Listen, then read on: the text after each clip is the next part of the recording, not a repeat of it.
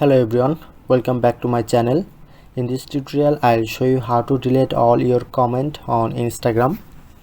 So first of all, open Instagram apps, tap on the profile icon,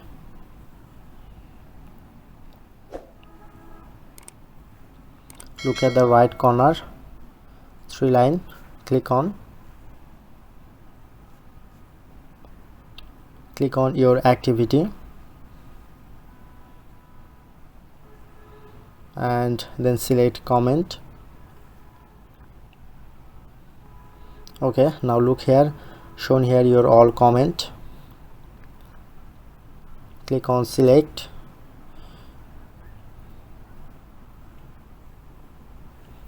and now finally tap on delete. Okay, now done. That's how you can do it. Hope you are enjoyed this video. Please hit the like button and subscribe our tutorial River channel for more video.